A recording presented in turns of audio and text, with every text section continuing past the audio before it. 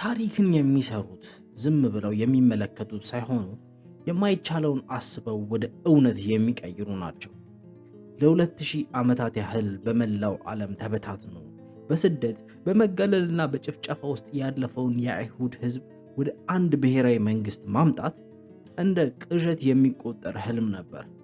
ነገር ግን በፖላንድ አንዲት ትንሽ መንደር የተወለደ ቁመቱ 5 ጫማ ብቻ የሆነ አንድ ወጣት ይህንን የሺህ ዓመታት ህልም እውን አደረገው። ይህ ሰው ዳዊት ቤንጎሪዮን ይባላል። ከማርያም ረግረጋማ ስፍራዎች እስከ ታላላቅ የዓለም አቀፍ የዲፕሎማሲ መድረኮች፣ ከድብቅ የትጥቅ ትግል እስከ አቶሚክ ኃይል ባለቤትነት ድረስ የተጓዘው የቤንጎሪዮን ሕይወት የዘመናዊቷን እስራኤል የልደት ታሪክ በራሱ ነው። ይህ የትግል፣ የብልሃት፣ የጦርነትና የጽናት ታሪክ ነው። ለአንድ አፍታ ይህንን ቪዲዮ ላይክ እና ሰብስክራይብ በማድረግ ለቻናላችን ድጋፋችሁን አሳዩ። የዳዊት ቤንጎሪዮን የልጅነት ጊዜ የተጀመረው በ19ኛው ክፍለ ዘመን መገባደጃ ላይ በነበረውና እጅግ በተወሳሰበው የምስራቅ አውሮፓ የፖለቲካና የማህበራዊ ሁኔታ ውስጥ ነው። እንደ አውሮፓውያን አቆጣጠር ጥቅምት 16 1886 በፕሎንስክ ከተማ በወቅቱ ኮንግረስ ፖላንድ ተብሎ በሚጠራውና በሩሲያ ኢምፓየር ግዛት ስር በነበረው አካባቢ ተወለደ። ሲወለድ የወላጆቹ ስያሜ ዳዊት ዮሴፍ ግሩን የሚል ነበር። በወቅቱ በሩሲያ ኢምፓየር ውስጥ ይኖሩ የነበሩ አይሁዶች በተከታታይ በሚደርስባቸው ጥቃትና ስልታዊ መገለል ምክንያት በከፍተኛ ስጋት ውስጥ ይኖሩ ነበር። ይህ አስቸጋሪ ሁኔታ በአይሁድ ማህበረሰብ ውስጥ ሁለት ዋና ዋና አስተሳሰቦችን እንዲያቆጠቁጡ አድርጓል። አንደኛው በሶሻሊስት አብዮት አማካኝነት እኩልነትን ማምጣት ሲሆን፣ ሁለተኛው ደግሞ ወደ ቀደመችው የእስራኤል ምድር በመመለስ የራሳቸውን መንግስት ማቋቋም ወይም ጽዮናዊነት የሚል ነበር። የዳዊት አባት አቪግዶር ግሩን በዚህ ዘመን በፕሎንስክ ከተማ ውስጥ ከፍተኛ ተሰሚነት የነበራቸው ሰው ነበሩ።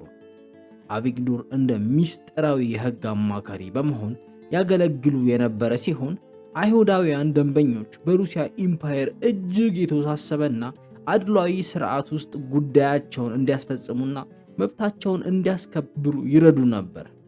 ከዚህ ባለፈ አቪግዶር በጽዮናዊነት ንቅናቄ ውስጥ ግንባር ቀደም ተዋናይ ነበሩ።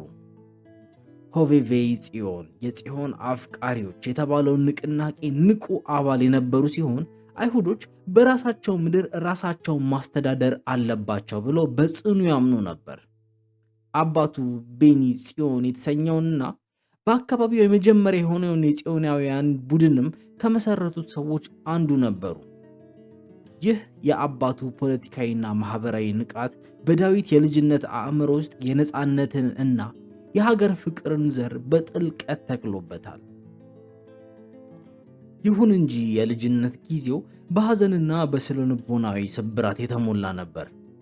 ዳዊት በተወለደበት ወቅት የልደት የምስክር ወረቀት ላይ እንደሰፈረው አብሮት የተወለደና ከጥቂት ቀናት በኋላ ከዚህ ዓለም በሞት የተለየ መንታ ወንድም ነበረው። ከዚህም የከፋ ሐዘን የመጣው በ1897 ዳዊት ገና የ11 ዓመት ልጅ እያለ ነበር። እናቱ ሼይንዴል በ11ኛው የእርግዝናዋ ወቅት በተፈጠረ የጤና እክል ምክንያት ከዚህ ዓለም በሞት ተለየች። ይህ ድንገተኛ የእናት ሞት ዳዊትን ወደ ጥልቅ ብቸኝነትና ንባብ እንዲያዘነብል አድርጎታል። ትምህርቱን የጀመረው ከ5 ዓመቱ ጀምሮ ሄደርስ በመባል በሚታወቁትና ባህላዊ የአይሁድ ሃይማኖታዊ ትምህርት በሚሰጥባቸው ትምህርት ቤቶች ነበር። ይሁን እንጂ አባቱ ባደረጉለት ጥረት እነዚህ ትምህርት ቤቶች ዘመናዊ አቀራረብ ያላቸውና በተለይም የዕብራይስጥ ቋንቋን በስፋት የሚያስተምሩ ነበሩ። የዕብራይስጥን ቋንቋን ማጥናት በወቅቱ የሃይማኖትን ስርዓት መፈጸሚያ ብቻ ሳይሆን ወደፊት ለሚመሰረተው ብሔራዊ መንግስት ማሰሪያ ገመድ እንደሆነ ይታመን ነበር። በ13 ዓመቱ የባር ሚትዝቫህ የሃይማኖት ብስለት ስነ ስርዓቱን ካከናወነ በኋላ መደበኛ ትምህርቱን አቋረጠ። ነገር ግን መደበኛ ትምህርቱን ማቆሙ ዕውቀቱን ከመፈለግ አላገደውም። ገና በ14 ዓመቱ የፖለቲካ አደረጃጀትና የተቋም ግንባታ ክህሎትን ማሳየት ጀመረ። ከሁለት የቅርብ ጓደኞቹ ጋር በመሆን እዝራ የተባለ የወጣቶች ክለብ መሰረተ። የዚህ ክለብ ዋነኛ ዓላማ ወጣቶች የዕብራይስጥ ቋንቋን እንዲማሩና ወደ ፍልስጤም ፓለስታይን እንዲሰደዱ ማበረታታት ነበር። የቤንጎሪዮን ቆራጥነት ከልጅነቱ ጀምሮ የሚታይ ነበር።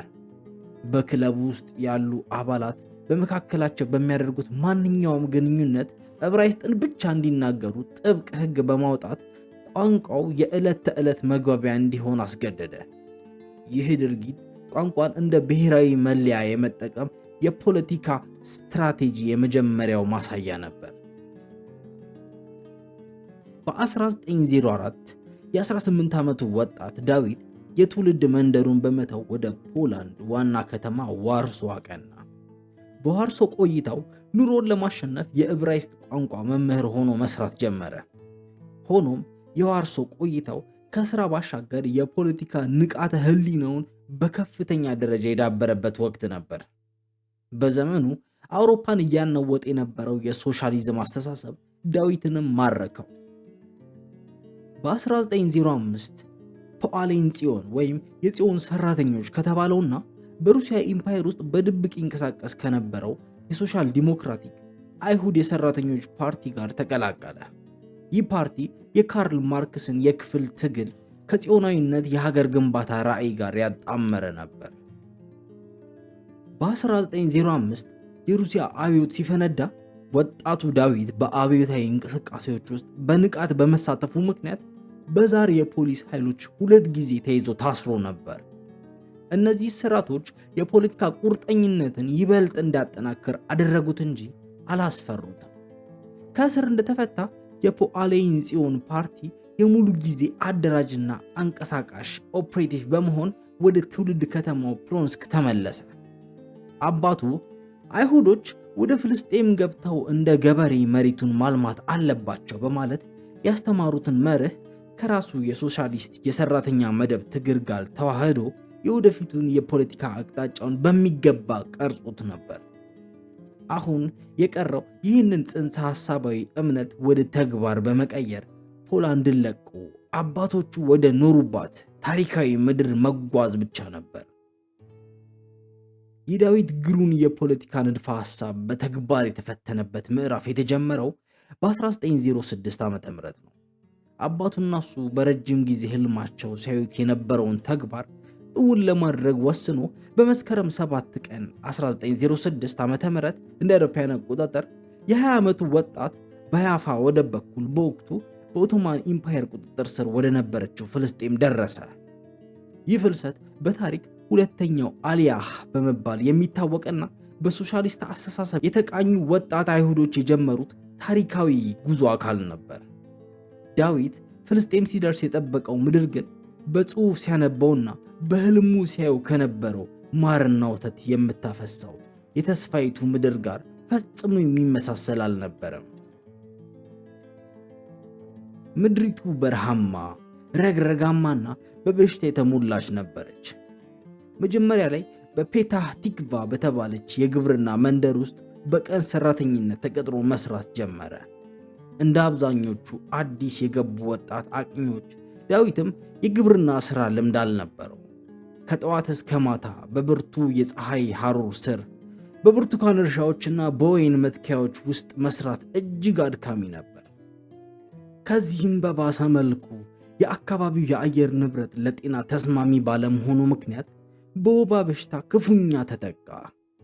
ከፍተኛ የሆነ የኑሮ ውድነትና ድህነት እየተፈራረቀበት አንዳንዴም የሚበላው እራት እንኳን በማጣት በረሃብ የተሰቃየባቸው ጊዜያት ነበሩ። ሆኖም እነዚህ አካላዊ ፈተናዎች የጽዮናዊነት እምነቱን ሊያናውጡት አልቻሉም። ይልቁንም ሀገር መመስረት የሚቻለው በላብና በደም መስዋዕትነት ብቻ መሆኑን ይበልጥ እንዲያምን አደረጉት። ከጉልበት ስራው ጎን ለጎን በአካባቢው በነበረው የአይሁድ ማህበረሰብ ፖለቲካዊ እንቅስቃሴ ውስጥ ወዲያውኑ ዘው ብሎ ገባ። የፖለቲካ አደረጃጀት ክህሎቱን በመጠቀም ፍልስጤም በገባበት በዚያው ዓመት በእስራኤል ምድር የሶሻል ዲሞክራቲክ ሰራተኞች ፓርቲ ከመሰረቱት አባላት አንዱ ሆነ። በ1907 የራምሌህ ፕሮግራም በመባል የሚታወቀውን የፖሊሲ ሰነድ በማርቀቅ በኩል ከፍተኛ አስተዋጽኦ አድርጓል። ይህ ሰነድ የፓርቲው መተዳደሪያ ደንብ ሲሆን አይሁዶች በምድሪቱ ላይ የፖለቲካ ነፃነት እንዲኖራቸውና የዕብራይስጥ ቋንቋ ብቸኛው የህዝብ መገናኛ ቋንቋ እንዲሆን በግልጽ የጠየቀ ታሪካዊ አዋጅ ነበር። በራምሌህ ፕሮግራም ውስጥ የነበረው ይህ የነፃነት ጥያቄ ቤንጎሪዮንን ገና ከጅምሩ ጀምሮ በኦቶማን ኢምፓየር ስር በራስ ገዝነት ከመኖር ይልቅ ሙሉ ሉዓላዊ የሆነች ሀገር የመገንባት ግልጽ ራዕይ እንደነበረው ያሳያል። በ1909 ዓ.ም የራሱን ማንነትና የፖለቲካ አቋም ከአዲሲቷ ምድር ጋር በማይነጣጠል መልኩ ለማስተሳሰር ወሳኝ እርምጃ ወሰደ። የትውልድ ስሙን ዳዊት ግሩንን በመተው ዳዊት ቤንጎሪዮን የሚለውን የዕብራይስጥ ስም ወሰደ። ቤንጎሪዮን የሚለውን ስም የመረጠው በዘፈቀደ አልነበረም። በመጀመሪያው ክፍለ ዘመን የአይሁድ ሕዝብ በሮማንያን አገዛዝ ላይ ባደረገው ታላቁ የባር ኮክባ አመፅ ወቅት ታዋቂ ከነበሩ የአይሁድ ጀነራሎች አንዱ ዮሴፍ ቤንጎሪዮን ይባላል። ይህን ስም መውሰዱ የቀድሞዎቹን ጀግኖች መንፈስ ለመላበስና የወደፊቱን የትጥቅና የፖለቲካ ትግል ለመምራት ያለውን ዝግጁነት የሚያሳይ ተምሳሌታዊ ተግባር ነበር። ከፔታ ቲግቫ ወደ ሴጀራና ሪሾን ሌዚዮን መንደሮች በመዘዋወር የግብርና ስራውን ቢቀጥልም የፖለቲካ ጥሪውን ግን አላቆመውም። በ1910 የጉልበት ስራውን ትቶ በኢየሩሳሌም ከተማ ወደሚታተመው አክዱት አንድነት የተሰኘ የዕብራይስጥ ጋዜጣ የዝግጅት ክፍል ውስጥ በመቀላቀል የጋዜጠኝነት ስራን ጀመረ። በዚህ መጽሔት በኩል የሶሻሊስት ጽዮናዊነትን ርዕዮተ ዓለም ለህዝቡ በስፋት ማስተማርና ማሰራጨት ቻለ። በተጨማሪም አይሁዶች የራሳቸውን ማህበረሰብ ለመጠበቅ በአረብ ዘመኞች ላይ ጥገኛ መሆን የለባቸውም የሚል ጽኑ እምነት ስለነበረው የመጀመሪያውን የአይሁድ የግብርና ሰራተኞች የጋራ ማህበር በማደራጀትና ሃሾመር የተባለውን ምስጢራዊ የጸጥታ ጥበቃና መከላከያ ቡድንን በማቋቋም በኩል ጉልህ ተሳትፎ አድርጓል።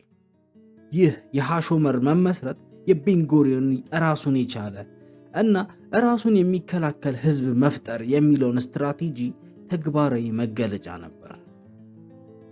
የቤንጎሪዮን የፖለቲካ ራዕይ ከአካባቢ አደረጃጀት አልፎ ዓለም አቀፋዊና ህጋዊ አውድ እንዲኖረው ፈልጎ ነበር። ፍልስጤም በወቅቱ የኦቶማን ኢምፓየር ማለትም ቱርክ አካል እንደመሆኗ አይሁዶች በምድሪቱ ላይ ያላቸውን የሰፈራ መብት ለማረጋገጥና ወደፊትም የህግ ከለላ ለማግኘት የኢምፓየሩን ህግጋት ጠንቅቆ ማወቅ ግድ ነበር። በመሆኑም በ1912 የህግ ትምህርት ለመከታተል ወደ ኦቶማን ኢምፓየር ማዕከል ኮንስታንቲኖፕል አሁን ኢስታንቡል ዩኒቨርሲቲ ተጓዘ። የትምህርት ዓላማው በግል የህግ ባለሙያ ሆኖ ለመስራት ሳይሆን የኦቶማን መንግስት ውስጥ ፖለቲከኛ ሆኖ በመግባት የአይሁዶችን ፍላጎት በህጋዊ መንገድ ለማስፈጸም ነበር። በኢስታንቡል ቆይታው የቱርክን ቋንቋ አቀላጥፎ የተማረ ሲሆን ከሌሎች ታዋቂ የጽዮናዊ መሪዎች እንደ ይዛቅ ቤንዝቪ ጋር በመሆን የፖለቲካ ስትራቴጂዎችን ይቀይስ ነበር። ነገር ግን በ1914 አንደኛው የዓለም ጦርነት ሲፈነዳ የቤንጎሪዮን ዕቅድ ሙሉ በሙሉ ተስተጓጎለ። ትምህርቱን አቋርጦ ወደ ፍልስጤም ለመመለስ ተገደደ። ጦርነቱ ሲጀመር ቤንጎሪዮንና መሰሎቹ ከፍተኛ የሆነ ስትራቴጂካዊ ስህተት ሰርተው ነበር። የኦቶማን ኢምፓየር ጦርነቱን ያሸንፋል በሚል ግምት አይሁዶች ለኦቶማን ጦር ድጋፍ እንዲያደርጉና ወጣቶችም የኦቶማንን ጦር እንዲቀላቀሉ ጠንካራ ቅስቀሳ ያደርጉ ነበር። ይህን ያደረጉት ታማኝነታቸውን በማሳየት ከጦርነቱ በኋላ ለጽዮናዊነት እንቅስቃሴያቸው የቱርክን መንግስት ይሁንታ ለማግኘት አስበው ነበር። ይሁን እንጂ የኦቶማን ገዢዎች በተለይም በፍልስጤም አስተዳዳሪ የነበረው ጀማል ፓሻ በቤንጎሪዮንና በሌሎች የጽዮናውያን መሪዎች ላይ ጥርጣሬ ያደረባቸው። እንቅስቃሴያቸው በኢምፓየሩ ውስጥ መገንጠልን ሊያስከትል ይችላል በሚል ስጋት በ1915 ቤንጎሪዮንን በጽዮናዊነት እንቅስቃሴ ምክንያት ከኦቶማን ግዛት ከፍልስጤም እንዲባረር አደረጉት። በእስርና በእንግልት ታጅቦ መጀመሪያ ወደ ግብፅ ተባረረ። ይህ ስደት ለቤንጎሪዮን ትልቅ የፖለቲካ ውድቀት ቢመስልም በተቃራኒው ግን ለታላቅ የፖለቲካ መነቃቃት በር የከፈተ አጋጣሚ ሆነ። ከግብፅ ተነስቶ በማምለጥ በወቅቱ የጽዮናውያን እንቅስቃሴ ማዕከል ወደ ነበረችው ወደ አሜሪካ አቀና። የኒውዮርክ የ3 ዓመታት ቆይታው በእውቀት በድርጅትና በግል ሕይወቱ ላይ ትልቅ ለውጥ አምጥቷል። በአሜሪካ በመላው ሀገሪቱ እየተዘዋወረ የሶሻሊስት ጽዮናዊነትን ራዕይ ለሺዎች አሜሪካውያን አይሁዶች አስተማረ። የጽዮናውያንን ስነ ጽሑፍ አሳተመ፣ ማህበረሰቡን አደራጀ። እንዲሁም ሄቻሉትዝ የተባለውንና ወጣቶችን ለግብርናና ለመከላከያ ሥራ የሚያዘጋጅ የአቅኞች ጦር አቋቋመ። በግል ሕይወቱም ቢሆን በዚሁ የፖለቲካ ዘመቻው ወቅት ሩሲያዊት ተወላጅ ከሆነችውና በነርሲንግ ሙያ ትሰራ ከነበረችው ፓውላ ሙንዌስ ጋር ተዋውቆ በ1917 ዓ.ም ጋብቻ ፈጸመ። ፓውላ ለቀጣይ የሕይወት ዘመኑ ሁሉ ታማኝ ደጋፊውና የፖለቲካ ሕይወቱ አጋር ሆና ቆይታለች። በ1917 የዓለም ፖለቲካን መልክ የቀየረ ትልቅ ክስተት ተፈጠረ። የብሪታንያ መንግስት የባልፎርድ ዲክላሬሽን የተሰኘውን ታሪካዊ ሰነድ ይፋ አደረገ። ይህ አዋጅ የአይሁድ ሕዝብ በፍልስጤም ምድር የራሱን ብሔራዊ መኖሪያ ናሽናል ሆም እንዲመሰርት የብሪታንያ መንግስት እንደሚደግፍ በይፋ የሚያሳውቅ ነበር። ይህንን ተከትሎ ቤንጎሪዮን የፖለቲካ ካርታውን በፍጥነት ቀየረ። ከዚህ ቀደም ይደግፍ የነበረውን የኦቶማን ኢምፓየር በመታው ፍልስጤምን ከቱርክ አገዛዝ ነፃ ለማውጣት ከሚታገለው የብሪታንያ ጦር ጋር አበረ። በ1918 የብሪታንያ ጦር አካል በሆነውና የአይሁድ ሌጊዮን በመባል በሚጠራው ልዩ ወታደራዊ ክፍል ውስጥ በበጎ ፈቃደኝነት ተመዝግቦ ጦርነቱን ተቀላቀለ። በዚህ ጦር ውስጥ እያለ ወደ ፍልስጤም የተመለሰ ሲሆን ይህ ወታደራዊ ልምዱ ወደፊት ለእስራኤል መከላከያ ሰራዊት ምስረታ ጠንካራ መሰረት ጥሎለታል። የኦቶማን ኢምፓየር መውደቅና የብሪታንያ ኃይል መግባት የቤንጎሪዮንን የትግል ምዕራፍ ወደ አዲስ አቅጣጫ አሻገረው። አንደኛው የዓለም ጦርነት ከተጠናቀቀ በኋላ ፍልስጤም በብሪታንያ ማንዴት ስር ወደቀች። ይህ ወቅት በአይሁዶች ማህበረሰብ ውስጥ ከፍተኛ የሆነ የፖለቲካና የኢኮኖሚ አደረጃጀት የተካሄደበት ጊዜ ነበር። ዳዊት ቤንጎሪዮን በግልጽ እንደተረዳው የብሪታንያ መንግስት የባልፎርን አዋጅ ቢያወጣም እውነተኛና ነፃ የሆነች ሀገር መመስረት የሚቻለው ጠንካራ የውስጥ ተቋማትና የኢኮኖሚ መሰረት ሲኖር ብቻ ነው። በመሆኑም መላ ትኩረቱን በሌበር ጽዮናዊነት ንቅናቄ ላይ በማድረግ የተበታተኑትን የሰራተኛ ማህበራት ወደ አንድ ጠንካራ የፖለቲካዊ ኃይል ማሰባሰብ ጀመረ። በ1919 የፖለቲካውን ሜዳ በአዲስ መልክ ለማዋቀር በማሰብ አሃዱት አቮዳህ የተባለ ፓርቲን ከመሰረቱት ሰዎች አንዱ ሲሆን ወዲያውኑ የፓርቲው መሪ ሆኖ ተመረጠ። ይህ ፓርቲ የሶሻሊስት መርሆችን ከጽዮናዊነት ብሔራዊ ስሜት ጋር ያጣመረና የሰራተኛውን መደብ ያማከለ ነበር። ሆኖም የቤንጎሪዮን ትልቁ ድርጅታዊ ስኬት የመጣው በ1920 ነው። የተበታተኑ አነስተኛ የሰራተኛ ማህበራትን በማዋሃድ ሂስታድሩት የጽዮናውያን የሰራተኞች ፌዴሬሽን የተባለውን ግዙፍ ማህበር መሰረተ። ሂስታድሩት ከተራ የሰራተኛ ማህበርነት እጅግ የዘለለ ዓላማ ነበረው። ቤንጎሪዮን ይህንን ተቋም የገነባው በመንግስት ውስጥ ያለ መንግስት እንዲሆን ነው። ሂስታድሩት የራሱ የሆኑ ባንኮች፣ የጤና አጠባበቅ ስርዓት፣ ግዙፍ የግንባታ ኩባንያዎች፣ የእርሻ ትብብሮችና ፋብሪካዎች ነበሩት። ቤንጎሪዮን የሂስታድሩት የመጀመሪያው ጠቅላይ ጸሐፊ በመሆን ከ1921 እስከ 1935 ድረስ አገልግሏል። በዚህ ኃላፊነቱ ወቅት ወደ ፍልስጤም የሚገቡ አዳዲስ ሰራተኞችን በስራ ማሰማራት፣ ኢኮኖሚውን ማረጋጋትና ጠንካራ የአይሁድ የሰራተኛ መደብ መፍጠር ቻለ። ይህ ስትራቴጂው የአረብ ጉልበት ብዝበዛን በማስቀረት አይሁዶች በራሳቸው እግር እንዲቆሙ አስችሏቸዋል። የፖለቲካ የበላይነቱን ይበልጥ ለማስፋት በ1930 የራሱን ፓርቲ አሃዱት አቮዳህን ከሌላኛው ሃፓኤል ሃትዛየር ከተባለና በግብርናው ዘርፍ ጠንካራ መሰረት ከነበረው ፓርቲ ጋር በማዋሃድ ማፓይ የእስራኤል የሰራተኞች ፓርቲ የተባለውን መጠነኛ የጽዮናውያን የሰራተኛ ፓርቲን መሰረተ። ማፓይ የተመሰረተበት መርህ ጽንፈኛ ማርክሲዝምን ያስወገደና ተግባራዊ ብሔርተኝነትን ያነገበ ነበር። ይህ ፓርቲ የእስራኤል ፖለቲካ የጀርባ አጥንት በመሆን ከነጻነት በፊትም ሆነ በኋላ ለበርካታ አስርት ዓመታት ሀገሪቱን በበላይነት መርቷል። ቤንጎሪዮን የማፔይ መስራችና መሪ በመሆን ፖለቲካዊ ተጽዕኖ በከፍተኛ ደረጃ አሰፋ።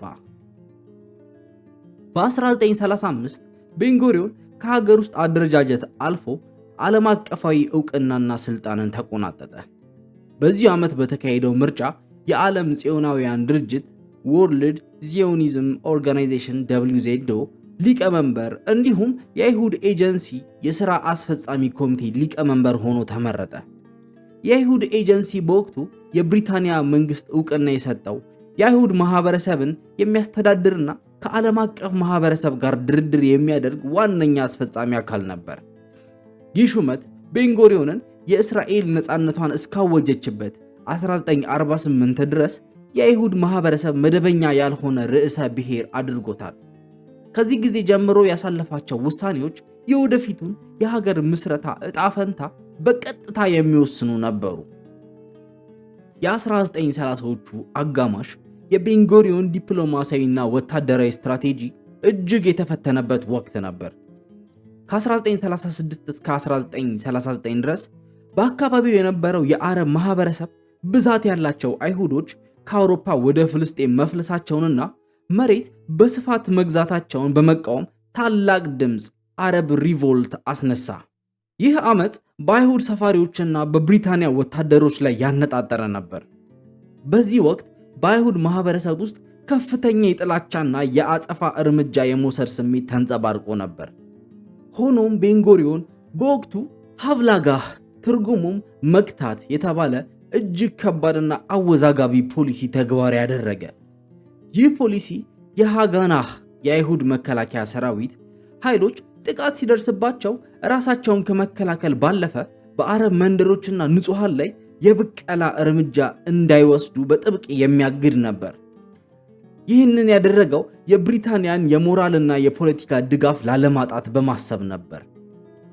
በ1937 አመፁን ለማስቆም መፍትሄ ፍለጋ የብሪታንያ መንግስት ያቋቋመው የፒል ኮሚሽን አንድ ታሪካዊ ሐሳብ አቀረበ። ኮሚሽኑ ፍልስጤምን ለአረቦችና ለአይሁዶች በሁለት ሀገር እንድትከፈል የሚመክር ሪፖርት አወጣ። በአይሁዶች በኩል የቀረበላቸው መሬት እጅግ አነስተኛ ቢሆንም ቤንጎሪዮን ግን ይህንን የፒል ኮሚሽን እቅድ በሙሉ ልቡ ደገፈው። ምክንያቱም ምንም ያህል አነስተኛ ግዛት ቢሰጣቸውም ሉዓላዊነትንና መንግስትን አግኝቶ በኋላ ላይ ግዛትን በማስፋፋት በሚል ስሌት እንደ ትልቅ የድል እርምጃ ቆጥሮት ነበር። ይሁን እንጂ አረቦች እቅዱን ውድቅ አደረጉት። በ1939 የዓለም የፖለቲካ ገጽታ ተለወጠ። ሁለተኛው የዓለም ጦርነትን መጀመር ተከትሎና የአረቦችን ተቃውሞ ለማርገብ በማሰብ የብሪታንያ መንግስት የ1939 ነጭ ወረቀት ዋይት ፔፐር ኦፍ 1939 የተሰኘውንና በአይሁዶች ላይ እጅግ ጨካኝ የሆነ አዋጅ አወጣ። ይህ አዋጅ የአይሁዶችን ፍልሰት ወደ 75,000 ብቻ የሚገድብና የመሬት ግዢን የሚያግድ ነበር። ይህ ውሳኔ በአውሮፓ የናዚ ጀርመን ስጋት እያንዣበበና አይሁዶች ማምለጫ በፈለጉበት ወቅት የተላለፈ በመሆኑ የሞት ፍርድ ያህል ይቆጠር ነበር። የቤንጎሪዮን የፖለቲካ ብልሃት በዚህ ውሳኔ ላይ ከፍተኛ ፈተና ውስጥ ወደቀ። በአንድ በኩል ብሪታንያ የአይሁድን ሕልውና የሚያጠፋ አዋጅ አውጥታለች። በሌላ በኩል ደግሞ ብሪታንያ የአይሁዶች ዋነኛ ጠላት ከሆነው ሂትለር ጋር እየተዋጋች ነበር። ቤንጎሪዮን ይህንን አጣብቂኝ ለመፍታት ታሪካዊ የሆነ ስትራቴጂ ቀየሰ። የነጭ ወረቀቱን ሕግ እንደሌለ ቆጥረን ከብሪታንያ ጋር ሆነን ሂትለርን እንዋጋለን፣ በተመሳሳይ ጊዜ ደግሞ ጦርነት እንደሌለ ቆጥረን የነጭ ወረቀቱን ሕግ በመቃወም ከብሪታንያ ጋር እንታገላለን የሚል መርህ አወጣ። ይህ አቋም ቤንጎሪዮን ከማርክሳዊ የክፍል ትግል ርዕዮተ ዓለም ይልቅ የጽዮናዊነት ራዕይና የአይሁድን ሕልውና በማስቀደም ምን ያህል ተግባራዊ መሪ እንደነበር ያሳያል። በ1942 ጦርነቱ እየተካሄደ ባለበት ወቅት በኒውዮርክ ከተማ የተካሄደውን አስቸኳይ ስብሰባ በመምራት የቢልትሞር ፕሮግራም የተሰኘ አቋም እንዲጸድቅ መሪ ሚና ተጫወተ። ይህ ፕሮግራም የብሪታንያ ማንዴት እንዲያበቃና ፍልስጤም ሙሉ በሙሉ ክፍት የሆነ የአይሁድ ኮሚኒዝም እንድትሆን የሚጠይቅ አዲስና ደፋር የፖለቲካ አቅጣጫ ነበር። ከጦርነቱ ማብቃት በኋላ ብሪታንያ አሁንም የነጭ ወረቀቱን ሕግ ላለማንሳት በመወሰኗ ቤንጎሪዮን የአይሁድ መከላከያ ሰራዊት በብሪታንያ ተቋማት ላይ የትጥቅ ጥቃት እንዲጀምር ፈቀደ። ነገር ግን በ1946 የጽንፈኛው ኢርጉን ቡድን በኢየሩሳሌም በሚገኘው የኪንግ ዴቪድ ሆቴል ላይ የቦምብ ጥቃት ፈጽሞ 91 ሰዎችን መግደሉን ተከትሎ ቤንጎሪዮን ይህንን የሽብር ተግባር አጥብቆ በማውገዝ ከኢርጉን ጋር የነበረውን ጥምረት ሙሉ በሙሉ አፈረሰ። ወደ ነፃነት የሚወስደው የመጨረሻው መንገድ ላይ በ1947 የሀገር ውስጥ አንድነትን ለማረጋገጥ ወሳኝ የፖለቲካ ስምምነት አደረገ። ጥብቅ የሃይማኖት አቋም ከነበራቸውና ከጽዮናውያን ጋር የርዕዮተ ዓለም ልዩነት ከነበራቸው አጉዳት ይስራኤል ከተባለው ኦርቶዶክስ ፓርቲ ጋር የነባራዊ ሁኔታ ስምምነት ተፈራረሙ። ይህ ስምምነት በአዲሲቷ ሀገር ውስጥ ጋብቻ፣ የኮሸር ምግብ ዝግጅት፣ የሰንበት ዕረፍትና የሃይማኖት ትምህርት ቤቶች ራስ ገዝነት በኦርቶዶክስ ሕግጋት መሰረት እንዲመሩ የፈቀደ ሲሆን በምላሹም የኦርቶዶክስ አባቶች የመንግስትን ምስረታ እንዲደግፉ አድርጓል። ይህ እርምጃ ቤንጎሪዮን ዓላማውን ለማሳካት ሲል ጥብቅ ከሆነው የሴኩላር አቋሙ ትንሽ ዝቅ በማለት ማህበረሰቡን አንድ ማድረግ የቻለበት ታላቅ ስልታዊ ውሳኔ ነበር። የተባበሩት መንግስታት ድርጅት በህዳር 1947 ፍልስጤምን ለአይሁድና ለአረብ ሀገር የሚከፍለውን የውሳኔ ሐሳብ በአብላጫ ድምፅ አጸደቀ። ይህ ውሳኔ ከጸደቀ በኋላ የብሪታንያ መንግስት በግንቦት 1948 አስተዳደሩን አቁሞ ከፍልስጤም እንደሚወጣ አሳወቀ። ይህ ጊዜ ለቤንጎሪዮን እጅግ አሳሳቢና በታሪክ ውስጥ ወደር የማይገኝለት ኃላፊነት የተሸከመበት ወቅት ነበር። በአንድ በኩል ብሪታንያ ስትወጣ የሚፈጠረውን የመንግስት ክፍተት መሙላት ሲኖርበት፣ በሌላ በኩል ደግሞ አረቦች የክፍፍል ውሳኔ ባለመቀበላቸው ምክንያት ጦርነት እንደሚያውጁ ግልጽ ነበር። በሚያዝያ 18 1948 የሽግግር ሂደቱን ለመምራት የህዝብ አስተዳደር የሚባል ጊዜያዊ መንግስት ተቋቋመ። ቤንጎሪዮንም የዚህ አስተዳደር መሪና የአዲስቷ ሀገር የጸጥታ ዘርፍ ኃላፊ ሆኖ ተሰየመ። በሚያዝያ ወር አጋማሽ ላይ በነበረው ሁኔታ የጦር መሳሪያ እጥረት፣ የገንዘብ እጥረትና በዙሪያ ያሉ የአረብ ሀገራት ዛቻ የእስራኤልን መንግስት ማወጅ ራስን የማጥፋት ያህል አደገኛ እንደሆነ በአሜሪካ ዲፕሎማቶች ጭምር ይመከር ነበር። የአሜሪካው የውጭ ጉዳይ ሚኒስትር ጆርጅ ማርሻል ሳይቀሩ የመንግስት ምስረታው እንዲዘገይ ቤንጎሪዮንን አስጠንቅቀውት ነበር። ይሁን እንጂ የቤንጎሪዮን ውሳኔ ጽኑ ነበር። ታሪካዊው ዕለት አርብ ግንቦት 14 1948 እንደ አውሮፓውያን አቆጣጠር ከሰዓት በኋላ ደረሰ። በቴል አቪቭ ከተማ የሚገኘው የጥበብ ሙዚየም አዳራሽ ውስጥ የብሪታንያ አስተዳደር በይፋ ከመጠናቀቁ ከ8 ሰዓታት በፊት የህዝብ አስተዳደር አባላት፣ የጦር መሪዎችና ታዋቂ ሰዎች ተሰበሰቡ። የጸጥታ ስጋት ስለነበር ስብሰባው በሚስጥር የተጠራ ነበር። ከቀኑ 10 ሰዓት ላይ ቤንጎሪዮን የእንጨት መዶሻውን ጠረጴዛው ላይ በማሳረፍ ታዳሚዎችን ጸጥ አደረገ። ከዚያም ታሪካዊ የሆነ የእስራኤል የነፃነት አዋጅ ዲክላሬሽን ኦፍ ኢንዲፔንደንስ ወረቀት በማንሳት በቁርጠኝነትና በስሜት አነበበው። በእስራኤል ምድር የእስራኤልን መንግስት መመስረቱን እናውጃለን ሲል ንግግሩን ሲያጠቃልል በአዳራሽ ውስጥ የነበረው ስሜት ወደር የማይገኝለት ነበር። ሰነዱ የሀገሪቱን ዲሞክራሲያዊ መሰረት የሚያስቀምጥ፣ ለሁሉም ዜጎች አረቦችን ጨምሮ እኩልነትን ቃል የሚገባና አይሁዶች ሁሉ ወደ ሀገራቸው እንዲገቡ ጥሪ የሚያደርግ ነበር። ንግግሩን እንደጨረሰ ቤንጎሪዮን በነፃነት አዋጁ ላይ የመጀመሪያውን ፊርማ አኖረ። ይህ ድርጊት የቤንጎሪዮን የ40 ዓመታት የፖለቲካ ትግል ፍሬ ነበር። ወዲያውኑ የአዲስቷ እስራኤል መንግስት የመጀመሪያው ጠቅላይ ሚኒስትር እና የመከላከያ ሚኒስትር ሆኖ በይፋ ኃላፊነት ተረከበ። የእስራኤል መንግስት ምስረታ መታወጅ በዓለም አቀፍ ደረጃ በተለይም በአሜሪካና በሶቪየት ህብረት ፈጣን ዕውቅናን ቢያገኝም በዙሪያው ባሉ የአረብ ሀገራት ዘንድ ግን እንደ ጦርነት አዋጅ ተቆጠረ። ቤንጎሪዮን ከሙዚየም አዳራሽ እንደወጣ ሻምፓኝ ጠጥቶ ከማክበር ይልቅ በቀጥታ ያመራው ወደ ወታደራዊ እዝ ማዕከሉ ነበር። ምክንያቱም በማግስቱ ጠዋት ሀገሪቱ በከባድ ጦርነት ውስጥ እንደምትወድቅ ጠንቅቆ ያውቁ ነበር። ግንቦት 15 1948 የነፃነት አዋጁ በተነበበ ማግስት 5 የአረብ ሀገራት ሶሪያ፣ ዮርዳኖስ፣ ኢራቅ፣ ግብፅና ሊባኖስ አዲሲቷን ሀገር ለማጥፋት ከያቅጣጫው ወረራ ጀመሩ። ይህ የ1948ቱ የአረብና እስራኤል ጦርነት ገና በተወለደችው ሀገር ላይ ተቃጣ የህልውና ፈተና ነበር። ቤንጎሪዮን እንደ ጠቅላይ ሚኒስትርና የመከላከያ ሚኒስትርነቱ ጦርነቱን በበላይ የማዘዝ ሙሉ ኃላፊነት ተሸከመ። የእርሱ ወታደራዊ ስትራቴጂና የፖለቲካ ቆራጥነት ሀገሪቱን ከመጥፋት የታደገው በዚህ ወሳኝ ወቅት ነበር። በወቅቱ የአይሁድ ወታደራዊ ኃይል እጅግ የተበታተነ ነበር። ዋናው መከላከያ የነበረው ሃጋናህ ሲሆን ከዚህ በተጨማሪም የቀኝ ክንፍ አቋም የነበራቸው ኢርጉንና ሊሄ የተባሉ ራሳቸውን የቻሉ ሚሊሻዎች ነበሩ። ቤንጎሪዮን አንድ አዲስ መንግስት የተለያዩ የትዕዛዝ ሰንሰለት ያላቸውን ታጣቂ ኃይሎች ይዞ ጦርነት ማሸነፍ እንደማይችል ጠንቅቆ ያውቅ ነበር። በመሆኑም በጦርነቱ መሃል እጅግ አደገኛ የሆነ ውሳኔ ያስተላለፈ። እነዚህን ሁሉ ከመሬት በታች ሲንቀሳቀሱ የነበሩ ሚሊሻዎች በማፍረስ በአንድ ማዕከላዊ እዝ ስር የሚመራ የእስራኤል መከላከያ ኃይል አይዲኤፍን አቋቋመ። ኢርጉን ወደ ብሔራዊ ጦሩ ለማዋሃድ ፈቃደኛ ባለመሆን የጦር መሳሪያ ይዛ የመጣችውን አላቴና የተባለች መርከብ አይዲኤፍ እንዲደበድባት ትዕዛዝ እስከ መስጠት የደረሰ እርምጃ ወስዷል። ይህ የቤንጎሪዮን ውሳኔ የእርስ በርስ ጦርነትን ከማስቀረቱም በላይ የሀገሪቱን ሉዓላዊ ስልጣን በግልጽ ያረጋገጠ ነበር። በጦርነቱ የአመራር ሂደት ውስጥ ቤንጎሪዮን የእስራኤልን ደህንነት ለማረጋገጥ የተለያዩ ወታደራዊ ስልቶችን ነድፏል። ከነዚህም ውስጥ ፕላን ዳሌት በመባል የሚታወቀው እቅድ ይገኝበታል።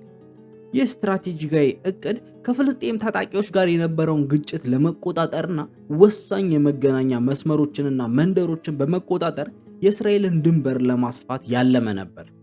ይህ እቅድ እስከ ዛሬም ድረስ በታሪክ ተመራማሪዎች ዘንድ የፍልስጤማውያንን ስደት አባብሷል በሚል በከፍተኛ ክርክር የሚነሳበት ነው። ከዚህም ባለፈ ጦርነቱን ለማሸነፍ ሲባል ቤንጎሪዮን ያልተለመዱና አወዛጋቢ የሆኑ ወታደራዊ እርምጃዎችን መውሰዱን ታሪክ ይመሰክራል። መረጃዎች እንደሚያሳዩት በጦርነቱ ወቅት የእስራኤል ኃይሎች የባዮሎጂካል የጦር መሳሪያዎችን ጭምር ተጠቅመዋል። ቤንጎሪዮን የፍልስጤማውያን ታጣቂዎችና የአረብ ጦር የሚጠቀሙባቸውን የውሃ ምንጮች በባክቴሪያ ለመበከል ያለመውንና ካስት ታይብሪድ የተሰኘውን ሚስጥራዊ የባዮሎጂካል ጦርነት ዘመቻ ፈቅዶ እንደነበር ታሪካዊ መዛግብት ያረጋግጣሉ። ይህ የቤንጎሪዮንን አሸናፊነት በምንም ዋጋ የማምጣት ፍላጎት ያሳያል። ጦርነቱ ከ15 ወራት በላይ የፈጀ ሲሆን በመጨረሻም በ1949 እስራኤል በአሸናፊነት በመውጣት ከተለያዩ የአረብ ሀገራት ጋር የጦር መሳሪያ ማቆም ስምምነቶችን ፈረመች።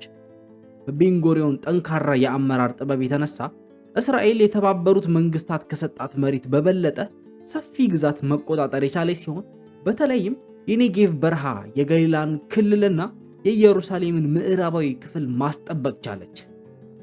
ይህ ወታደራዊ ድል እስራኤልን በዓለም ካርታ ላይ ለዘለቄታው እንድትተከል አደረጋት። ከ1949 ጦርነት በኋላ እስራኤል ህልውናዋን ብታረጋግጥም ሀገሪቱ ግን በከፍተኛ የኢኮኖሚ ቀውስና በማህበራዊ ምስቅልቅል ውስጥ ትገኝ ነበር። ቤንጎሪዮን እንደ ጠቅላይ ሚኒስትር ከ1948 እስከ 1953 መላ ትኩረቱን ወደ መንግስት ተቋም ግንባታና ብሔራዊ ፕሮጀክቶች መለሰ። ዋነኛው ተግዳሮቱ የነበረው ከመላው ዓለም የሚጎርፉትን የአይሁድ ስደተኞች በተለይም ከሆሎኮስት የተረፉትን አውሮፓውያንና ከአረብ ሀገራት የሚባረሩትን የመቀበልና የማስፈር ግዙፍ ሥራ ነበር። ከየመን ለሚመጡ አይሁዶች ኦፕሬሽን ማጂክ ካርፔት የተሰኘውን የአየር ላይ ትራንስፖርት ዘመቻ በማዘጋጀት በአጭር ጊዜ ውስጥ ሺዎችን ወደ ሀገር ውስጥ አስገባ። ይሁን እንጂ የህዝቡ ቁጥር በአጭር ጊዜ ውስጥ እጥፍ ሲሆን ኢኮኖሚው ይህንን መሸከም አልቻለም። ከፍተኛ የሆነ የውጭ ምንዛሬ እጥረት እና በድንኳን ውስጥ የሚኖሩ ስደተኞች መብዛት መንግስትን ለውድቀት አደጋ አጋለጡት። ይህንን የሞትና የሽረት የኢኮኖሚ ቀውስ ለመፍታት ቤንጎሪዮን በ1952 በታሪክ እጅግ አወዛጋቢ የሆነና በህዝቡ ዘንድ ከፍተኛ ቁጣ የቀሰቀሰ ውሳኔ አሳለፈ። ይኸውም ከምዕራብ ጀርመን መንግስት ጋር የካሳ ክፍያ ስምምነት መፈራረም ነበር። በ1952 በሉክዘምበርግ ከተማ የተፈረመው ይህ ስምምነት ጀርመን በናዚ ዘመን ለፈጸመችው ግፍና ለዘረፈችው ንብረት ማካካሻ ለእስራኤል መንግስት 3 ቢሊዮን ማርክ በወቅቱ የገንዘብ ተመን 714 ሚሊዮን ዶላር በ14 ዓመት ውስጥ እንድትከፍል እንዲሁም 450 ሚሊዮን ማርክ ለዓለም አቀፍ የአይሁድ ተቋማት እንድትሰጥ የሚያስገድድ ነበር። ይህ ውሳኔ በእስራኤል ማህበረሰብ ውስጥ እሳት ለኮሰ። ሆሎኮስት ማለትም የአይሁድ ጭፍጨፋ ከተፈጸመ ገና ጥቂት ዓመታት ብቻ ስላለፉ ከጀርመኖች ጋር መነጋገር እንኳን እንደ ኃጢአት ይቆጠር ነበር። ከቀኝ ክንፍ ፖለቲከኞች በኩል በሜናኬም ቤጊን የተመራው የሄሮት ፓርቲ እና ከግራ ክንፍ በኩል የማፓም ፓርቲ ከፍተኛ ተቃውሞ አስነሱ። ገንዘቡን መቀበል የናዚን ወንጀል ይቅርታ ማለትና ኃጢአታቸውን ማጠብ ነው በማለት ተከራከሩ። ተቃውሞ ተባብሶ ፓርላማው በሚገኝበት ህንፃ ላይ ድንጋይ እስከ መወርወርና ሁከት እስከ መፍጠር ደረሰ። ጦሩም አይዲኤፍ አመጹን ለማፈን በዝግጁነት ተጠንቅቆ ነበር። ቤንጎሪዮን ግን ለዚህ ተቃውሞ አልተንበረከከም። ለእርሱ ስምምነቱ ከስሜት ይልቅ ለሀገር ህልውና አስፈላጊ የሆነ ተግባራዊ አካሄድ ነበር። አቋሙን ሲያብራራ ገዳዮች ወራሾችም እንዳይሆኑ የዘረፉትን ንብረት መመለስ አለባቸው፣ እንዲሁም የካሳው ገንዘብ በሆሎኮስት የተረፉትን ለማቋቋም ወሳኝ ነው አለ። በተጨማሪም ከስሜታዊው የጌቶ አይሁድ አስተሳሰብ ወጥተን ነፃና ሉዓላዊ እንደሆነ ህዝብ ማሰብ አለብን ሲል ተከራከረ። ስምምነቱ የቤንጎሪዮንን አሸናፊነት አረጋገጠ፣ በኢኮኖሚም አመርቂ ውጤት አመጣ። የካሳ ስምምነቱ የኢኮኖሚ አስተዋጽኦ በ12 ዓመታት ውስጥ የሀገሪቱን የኤሌክትሪክ ስርዓት ኢንቨስትመንት 1/3 ሸፍኗል። የእስራኤል ባቡር መንገድ ኢንቨስትመንትን ግማሽ ደጉሟል። ለ1300 አዳዲስ የኢንዱስትሪ ተቋማት ማሽነሪዎችና ዕቃዎች ተገዝተውበታል።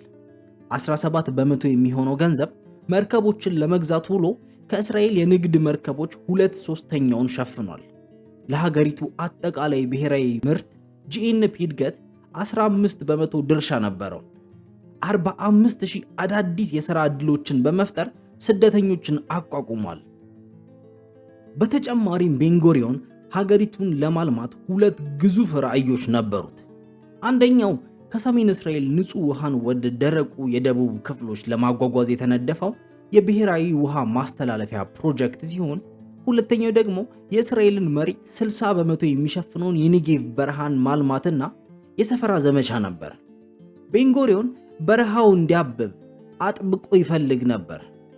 ለዚህም አርያ ለመሆን ሲል በ1953 መገባደጃ ላይ ከጠቅላይ ሚኒስትርነቱ በገዛ ፈቃዱ ለጊዜው በመልቀቅ ባለቤቱን ፓውላን ይዞ በኔጌቭ በረሃ በሚገኘው ስዴ ቦከር ወደ ተባለ የግብርና መንደር ገብቶ መኖር ጀመረ። የቤንጎሪዮን የጡረታ ጊዜ በስዴ ቦከር ብዙም አልቆየም። የእስራኤል የፖለቲካና የጸጥታ ሁኔታ ውስብስብነት ብዙም ሳይቆይ ወደ ማዕከላዊው የስልጣን እርከን እንዲመለስ አደረገው። መመለሱም የላቮን ቅሌት ወይም በሌላ ስሙ ኦፕሬሽን ሱሳና በመባል ከሚታወቀው እጅግ አሳፋሪ የደህንነት ውድቀት ጋር ቀጥተኛ ግንኙነት ነበረው። በ1950ዎቹ መጀመሪያ ላይ ግብፅ በጋማል አብዱል ናስር እየተመራች የብሔርተኝነት ስሜት እያደገባት ነበር። አሜሪካ ለናስር መንግስት ድጋፍ ማሳየቷና ብሪታንያ ጦሯን ከስዊዝ ካናል ዞን ለማስወጣት መስማማቷ በእስራኤል ላይ ከፍተኛ የጸጥታ ስጋት ፈጠረ። ይህንን ተከትሎ በክረምት በ1954 ዓ.ም የእስራኤል ወታደራዊ መረጃ ዳይሬክቶሬት ኃላፊ የነበረው ኮሎኔል ቢንያሚን ጊብሊ አንድ ሚስጥራዊና እጅግ አደገኛ ዘመቻ አቀናጀ። ዓላማው በግብፅ በሚገኙ የአሜሪካና የብሪታንያ ተቋማት፣ ሲኒማ ቤቶች፣ ቤተ መጻሕፍትና የፖስታ ቤቶች ላይ የቦምብ ጥቃት በመፈጸም ጥቃቱን የግብፅ የሙስሊም ወንድማማቾች ኮሚኒስቶች ወይም የአካባቢው ብሔርተኞች እንዳደረጉት አስመስለው ማቅረብ ነበር። ይህ ብሪታንያ ጦሯን በስዊዝ ካናል እንድታቆይ ያስገድዳታል የሚል የተሳሳተ ስሌት ነበር የያዘው። ይህንን ዘመቻ እንዲፈጽሙ የተመረጡት አብርሃም ዳር በተባለ የእስራኤል የስለላ መኮንን የሰለጠኑና በግብፅ የሚኖሩ አይሁዳውያን ወጣቶች ስብስብ የሆነው ዩኒት 131 ነበር። በሐምሌ 1954 በአሌክሳንድሪያና በካይሮ ጥቃቶችን ቢፈጽሙም ኦፕሬሽኑ ከሸፈ። አቭሪ ኤላድ የተባለው የእስራኤል ሰላይ መረጃውን ለግብፅ ባለስልጣናት አሳልፎ ሰጥቷል ተብሎ በሚጠረጠረበት ሁኔታ የዩኒት 131 አባላት በቁጥጥር ስር ዋሉ። ፊሊፕ ናታንሰን የተባለው አባል ቦምቡ ኪሱ ውስጥ ፈንድቶበት ሲያዝ በአጠቃላይ 11 ሰዎች ተያዙ። ከነዚህ ውስጥ ሁለቱ በእስር ቤት ራሳቸውን ሲያጠፉ፣ ሁለቱ ሞሼ ማርኩዝ እና ሽሙኤል አዛር በግብፅ መንግስት ተሰቅለው ተገደሉ። ይህ አሳፋሪ ቅሌት በእስራኤል መንግስት ውስጥ የፖለቲካ የመሬት መንቀጥቀጥ ፈጠረ። ኦፕሬሽኑን ማን አዘዘው የሚለው ጥያቄ የመከላከያ ሚኒስትሩን ፒንሳሃ ላቮንን እና የደህንነት ኃላፊውን ጊብሊንን አፋጠጣቸው። በመጨረሻም ላቮን የካቲት 17 1955 ከስልጣን ለመልቀቅ ተገደዱ። ይህ የፖለቲካ ክፍተት ቤንጎሪዮንን በ1955 ከጡረታው ተመልሶ የመከላከያ ሚኒስትር በኋላም በህዳር ወር ጠቅላይ ሚኒስትር ሆኖ ስልጣኑን እንዲረከብ መንገድ ከፈተለት። ወደ ስልጣን እንደተመለሰ የገጠመው ትልቁ ፈተና በ1956 የተከሰተው የስዊዝ ቀውስ ነበር። ግብፅ የስዊዝ ካናልን የሀገር ንብረት ስታደርገው ቤንጎሪዮን ከፈረንሳይና ከብሪታንያ ጋር ሚስጥራዊ ጥምረት ፈጠረ። በ1956 የእስራኤል ጦርን በማዘዝ የሲናይ በረሃን ሙሉ በሙሉ በቁጥጥር ስር አዋለ።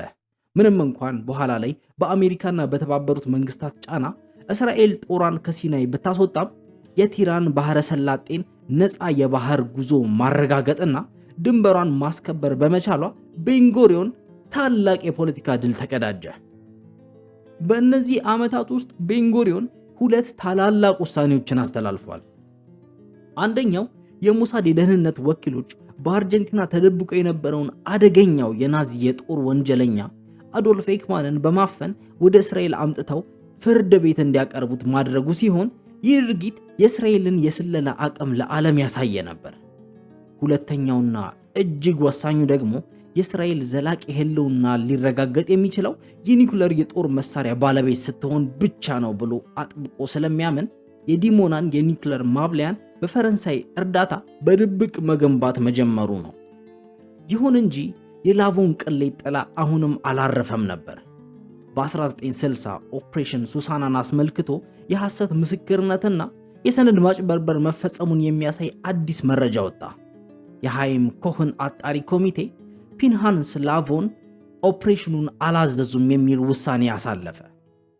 ቤንጎሪዮን ይህንን ውሳኔ ለመቀበል ፈቃደኛ አልነበረም። ጉዳዩን የፍትህ መጓደልና በማፔይ ፓርቲ ውስጥ የተሸረበ ፖለቲካዊ ሴራ አድርጎ ቆጠረው።